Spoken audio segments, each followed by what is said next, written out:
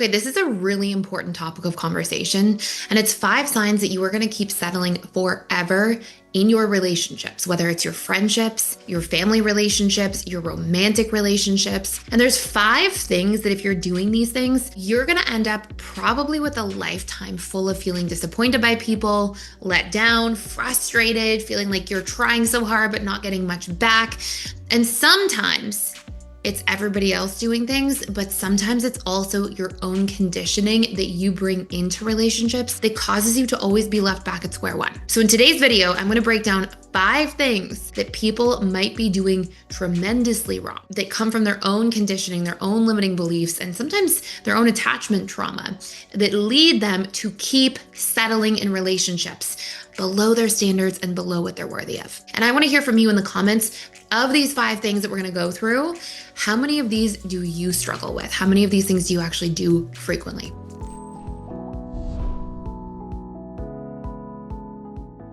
Number 1, you date potential. And I want you to think about this. This is not just a romantic relationship thing. Of course, you can date people from a perspective of potential romantically, but also when you're getting to know a new friendship, or you're bringing a family member closer to you in your life, maybe somebody from your extended family you're spending more time with. I want you to notice the difference right now on point number 1 of 5 between dating somebody, getting to know somebody, and actually looking at who they are now. How do they show up? How do they communicate? Are they consistent? Do they meet your needs? Are you currently fulfilled? Versus the idea of actually dating somebody in the future, or you're dating their potential. You're in this fantasy bond with them. Okay. On this first point here, this is very common that you may find yourself thinking, oh, well, when they just are less busy at work, they'll show up incredibly well, and then we'll be happily ever after. Or you may find yourself thinking, oh, once we get to XYZ end point, then everything will get really good. Once they work less, once they work on themselves like they say they're going to do, once they get over their ex, like there can be so many justifications your mind might make. And you want to notice the big difference here on point number 1 still between connecting with somebody in reality versus connecting to the fantasy of somebody in the future. Okay. And I want you to try to take a look still on point number 1 at the range. How much do you build the fantasy bond versus the reality bond? Are you like 80-20 fantasy to reality? Like 80% of the connection that you feel towards somebody is what they could become, the things that you could make happen, the memories you could have in the future, versus are you actually enjoying like what's happening in front of you? Your needs are met. You're communicating about those things openly, and it makes a big difference. Okay. So that's point number 1. It's a big one. Our 5th one is actually the biggest one.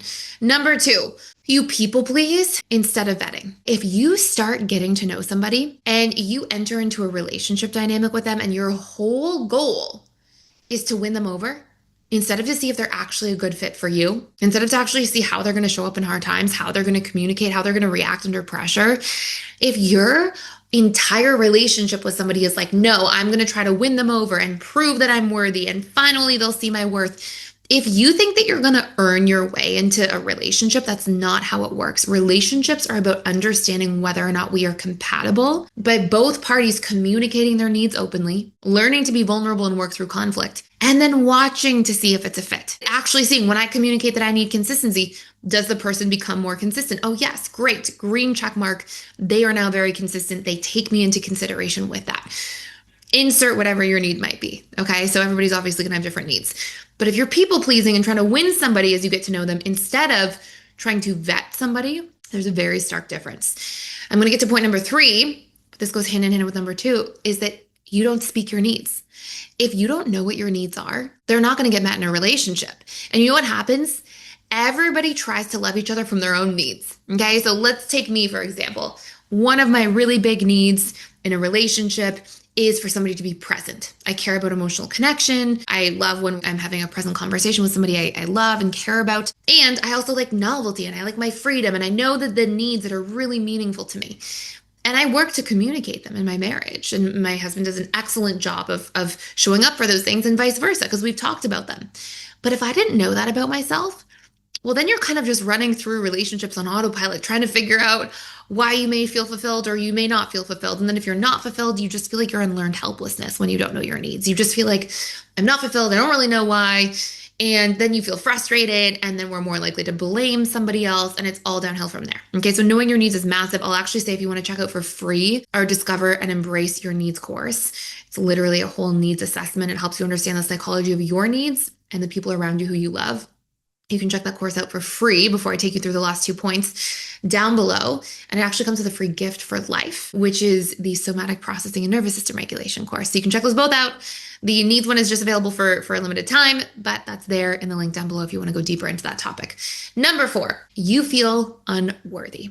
If you feel unworthy, you are going to go into relationship after relationship not honoring your standards, and you're going to probably block yourself from receiving. I want you to just take a moment here and think about from 1 to 10, how good are you at receiving? How good are you at like asking for help and actually receiving it? Some people get good at asking for it, but they still block themselves from receiving it because they feel guilt, or they're scared that somebody will hang it over their head, or they don't want to be a burden or too much or take up too much space. And then you're always going to feel frustrated in relationships, and you're always going to be settling forever because then you're going to feel more comfortable with people who do the bare minimum, because then you have to worry about feeling guilty if you receive too much.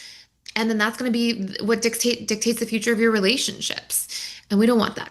Last but not least, if you accept breadcrumbs. This is a deeper point of conversation here, and it's a really important one, probably the most important of the 5. People only accept breadcrumbs when they're already starving. If you are going into a relationship dynamic and you're running on empty, and there you are running on empty, you feel like, oh my gosh, I have no idea how to make myself feel encouraged or validated. Okay, maybe you have no idea how to do that for yourself. Instead, you're quite self-critical. Well, if somebody comes along and they kind of encourage or validate you a 2 out of 10, like sometimes they do 20% of the time, nothing too much, nothing too sincere, just a little bit of validation, a little compliment here or there, you might accept that. And not just accept it, but be willing to chase after that. Even if that person has all these other red flags and all these other stipulations and challenges and issues that they bring into a relationship that they haven't resolved or worked on in themselves, you might chase for your 20% of validation if you're already starving for it because you have no idea how to encourage or soothe or validate yourself. And that's one of the biggest things that keeps you settling in relationships, because the longer you do that, the worse you feel. And so I want you to look at all these 5 things. I would love to hear from you in the comments. Score yourself from 1 to 10. Where are you in these 5 things? Do you have all 5 of them? Do you have some of them? And which ones did you do the most of? Which are you the most guilty of? And when you work through these things, that will transform everything in your relationships forever, starting with your standards. And remember, your standards dictate your future fulfillment. If you have low standards, you're not going to feel fulfilled in relationships. Healthy, good standards, that's where you feel the most fulfilled. Okay, so check it out. Let me know in the comments down below. Thanks for watching. If you enjoyed today's video, make sure you subscribe to this channel, join our community here, where I share lots of free gifts and courses on a regular basis that you can check in and go deeper into, but also a place where I'm here to support you in whatever you're going through in your journey. And you're welcome to share your comments or questions down below. And I work really hard to answer them in either future videos or in the comments themselves. See you next time.